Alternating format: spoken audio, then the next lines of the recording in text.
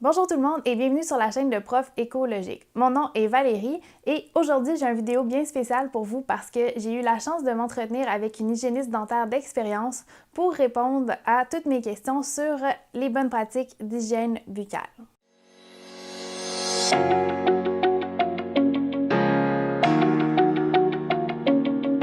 Donc, je ne sais pas si vous êtes comme moi, mais moi, quand je me suis lancée dans le monde du zéro déchet, bien, à part la cuisine, la deuxième place où je me suis vraiment attardée, c'est ma salle de bain. Et j'ai essayé de remplacer des produits d'hygiène buccale par des produits un peu plus zéro déchet. Puis, lors de mon dernier rendez-vous chez le dentiste, j'ai eu une conversation avec l'hygiéniste dentaire qui était là. Puis, elle dénonçait les effets de mode un peu naturels comme l'eau citronnée, le charbon activé, des choses comme ça. Et là, ça m'a amené à me questionner sur l'hygiène buccale. Est-ce que les pratiques zéro déchet que je mettais en application étaient vraiment bonnes pour moi? Est-ce que c'était vraiment bon pour la santé de mes dents? Donc, ça m'a amené à me questionner, puis j'ai voulu en savoir plus.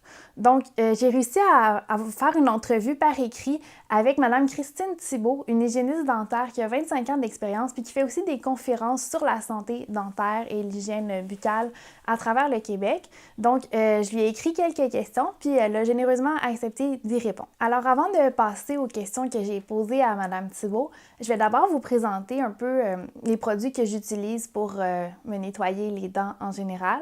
Donc, c'est quoi ma routine zéro déchet? Donc, comme la plupart, j'ai une brosse à dents en bambou de la marque Planète Bambou. J'ai également de la pâte à dents en vrac qui est de la marque Rose Citron.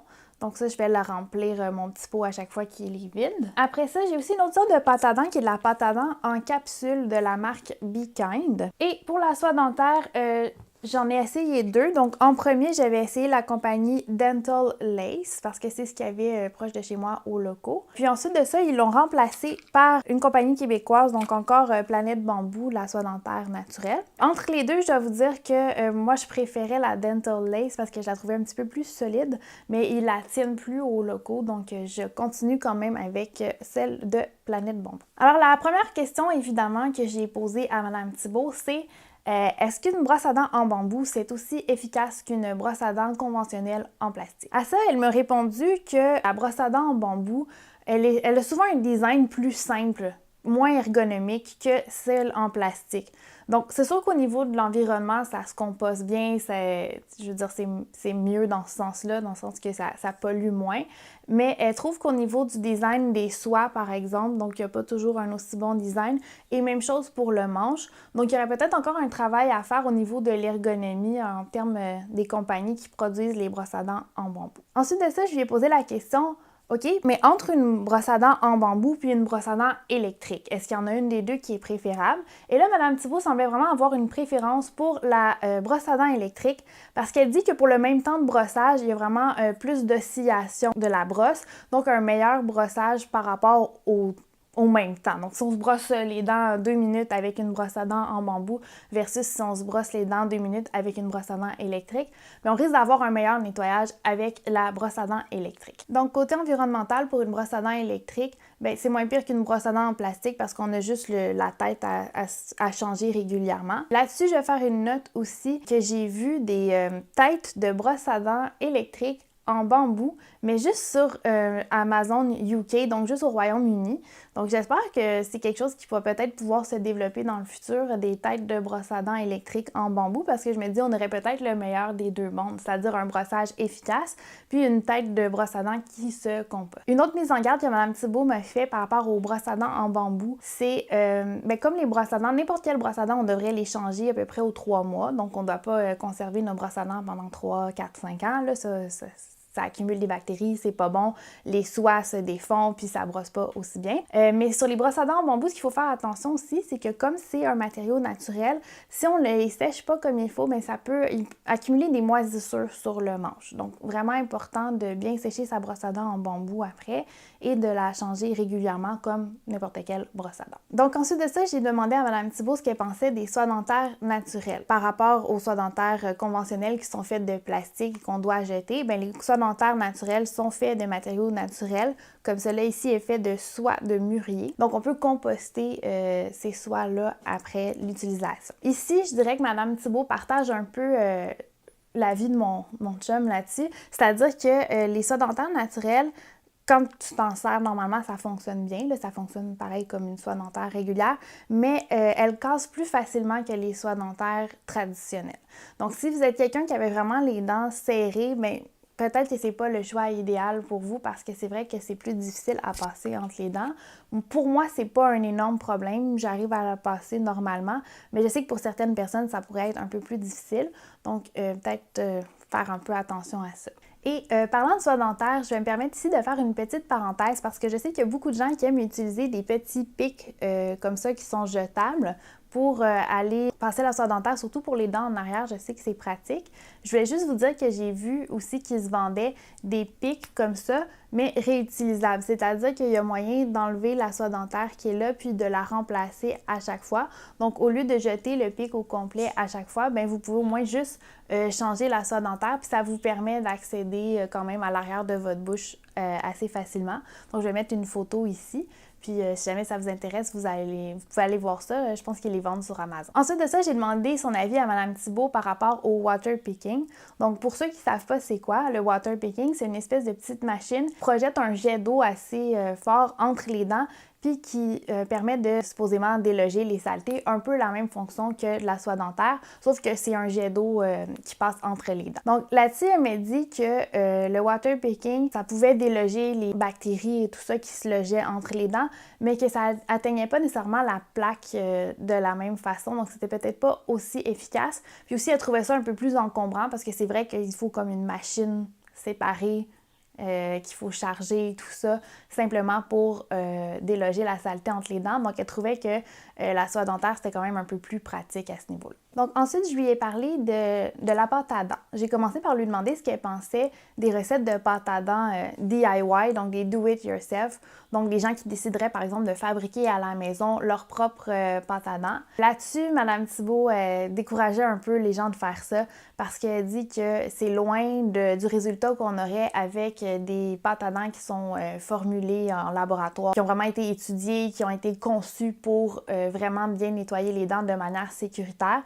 Donc, elle dit que les pâtes à dents qu'on fait à la maison n'arrivent pas à la cheville vraiment des pâtes à dents qui sont fabriquées en industrie pour ce qui est de la santé de nos dents. Ensuite, j'ai parlé à Mme Thibault des compagnies qui offrent des pâtes à dents en vrac comme celle-ci. Donc, je lui ai donné dans la question l'exemple de la compagnie Rose Citron. Elle dit que c'est quand même une compagnie qui s'en tire bien parce qu'il y a 25% de xylitol et ça, c'est assez bon pour arriver à combattre les bactéries qui sont à l'intérieur de la bouche. Par contre, elle fait deux mises en garde par rapport au dentifrice en vrac. La première, c'est que souvent, il manque de fluor à l'intérieur, puis ça, c'est l'ingrédient actif pour combattre les caries.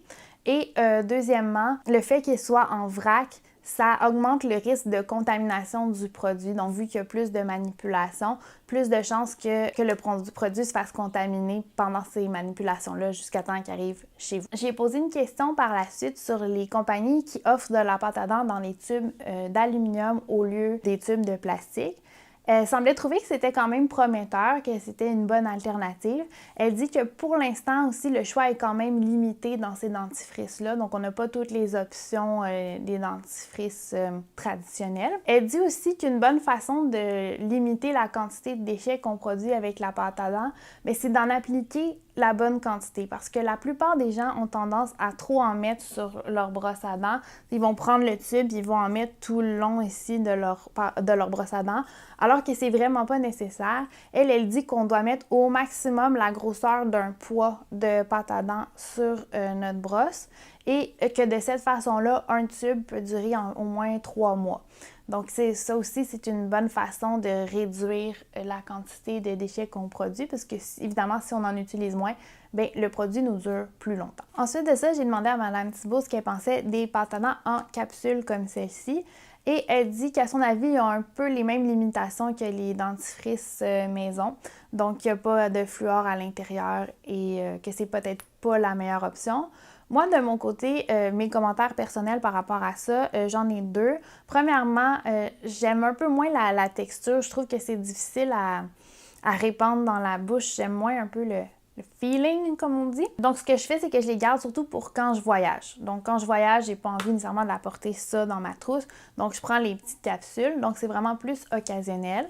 Puis, la deuxième chose que je leur reproche, c'est que ça coûte vraiment cher. En tout cas, celles de la marque Be Kind, ils sont vraiment chers pour la quantité que ça en donne au final. Donc, une autre question que j'ai posée à Mme Thibault, c'était par rapport au rince-bouche. Donc, je voulais savoir, est-ce que faire son rince-bouche soi-même, ça peut aussi être une alternative au rince-bouche ordinaire?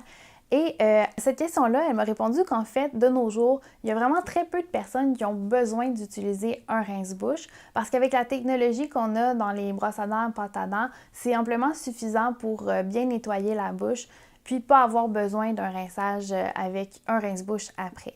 Elle dit que lorsqu'on brosse ses dents, on crache le surplus de pâte à dents, on prend une gorgée d'eau, on fait brasser la gorgée d'eau entre ses dents dans sa bouche pendant 30 secondes, on recrache ça, puis elle dit idéalement on ne mange pas ou on ne boit pas pendant 2 heures ensuite et on vient vraiment d'éviter la nécessité d'avoir un rince-bouche à la maison. Donc on sauve l'argent puis on sauve du plastique. Alors comme je vous disais au début de la vidéo aussi, lors de mon dernier rendez-vous chez le dentiste, l'hygiéniste dentaire qui s'occupait de moi a fini par me parler des effets de mode qui existaient dans le monde de l'hygiène buccale, comme par exemple le charbon activé pour blanchir les dents. Elle me racontait qu'il y avait un gros effet de marketing derrière ça, qui était que souvent les gens allaient se brosser les dents avec le charbon activé qui est noir, se rincer la bouche, là, montrer leur beau sourire à la caméra. Mais elle dit une grosse partie de l'effet de blanchiment qu'on voit, c'est un jeu de couleurs. Donc, c'est le contraste de les dents étaient noires, puis c'est sûr qu'après, bien, ils ont l'air plus blanches. Puis elle me parlait aussi un peu de l'eau citronnée. Donc, à un moment donné, pour inciter les gens à boire de l'eau, on disait mettez du citron dans l'eau, mettez de la saveur. Mais elle dit ça, dès que tu mets de l'acidité ou du sucre dans l'eau, bien, ça vient attaquer la dent. Puis ça vient aussi ramollir l'émail, puis donc ça peut causer de la carie à long terme. Donc j'avais trouvé ça super intéressant, puis j'ai décidé aussi de reposer ces questions-là à Mme Thibault. Donc, qu'est-ce qu'elle pensait du charbon activé? Qu'est-ce qu'elle pensait de l'eau citronnée? Donc, pour le charbon activé, elle dit que, donc, premièrement, son usage, c'est pas vraiment prouvé que c'est efficace. Elle dit que aussi à long terme, ça peut être abrasif pour les dents de se brosser les dents avec du charbon activé. Et donc, elle ne le recommande pas vraiment, mais sur son site internet, elle recommande plutôt d'utiliser le bicarbonate de soude parce que c'est beaucoup moins abrasif puis ça va avoir un effet similaire de détacher les dents en surface. Et pour l'eau citronnée, bien, elle partageait un peu l'avis de l'hygiéniste dentaire que j'ai consulté. Elle dit que, évidemment, de boire ça trop souvent, bien, ça va ramollir l'émail puis ça peut donc affaiblir les dents. Donc, c'est pas recommandé de boire de l'eau citronnée trop souvent. Alors voilà, c'était ce qui concluait mon entrevue avec Mme Christine Thibault. Je vais mettre son site internet dans la description du vidéo. Vous allez peut-être trouver que cette vidéo-là était peut-être un peu moins axée sur le zéro déchet ou que certaines solutions ne mettaient pas assez de l'avant le zéro déchet. Puis à ça, je vais vous dire que moi, mon approche par rapport au zéro déchet, c'est aussi que ce soit réfléchi puis que ce soit en lien avec les connaissances scientifiques actuelles. Donc moi, j'aurais pas envie d'utiliser des produits qui sont pas bons pour moi juste parce qu'ils sont plus zéro déchet ou plus naturels, surtout en ce qui a trait à la santé parce que quand même, l'hygiène buccale, c'est une partie de notre santé. Donc, je vous encouragerai pas là, fortement à absolument vous procurer un dentifrice naturel si votre dentiste vous a recommandé autre chose. En fait, ce que je vous recommanderais vraiment, c'est d'avoir une discussion avec votre dentiste ou votre hygiéniste dentaire pour voir si les produits que vous avez sont bons pour vous, pour votre hygiène buccale, ou si ce serait peut-être préférable de les changer pour autre chose. Puis, dites-vous que le plus important, même avant le zéro déchet, bien, c'est votre santé. Puis les recommandations que moi je vous fais, c'est toujours de mettre votre santé d'abord. Puis ensuite, s'il y a une solution zéro déchet qui est équivalente, bien allez-y pour ça. Mais la priorité, c'est toujours et d'abord votre santé. Alors c'est tout pour ma vidéo d'aujourd'hui. J'espère que vous avez apprécié. Si vous avez apprécié, n'oubliez pas de liker la vidéo, de la commenter et surtout de la partager avec vos amis parce que c'est ce qui m'aide à faire découvrir ma chaîne. Ensuite de ça, vous pouvez aussi me suivre sur Facebook et Instagram en plus de vous abonner à ma chaîne YouTube. Et ben pour finir, je vais vous dire, essayez quelque chose de nouveau, car qui ne se plante jamais n'a aucune chance de pousser. À la prochaine tout le monde!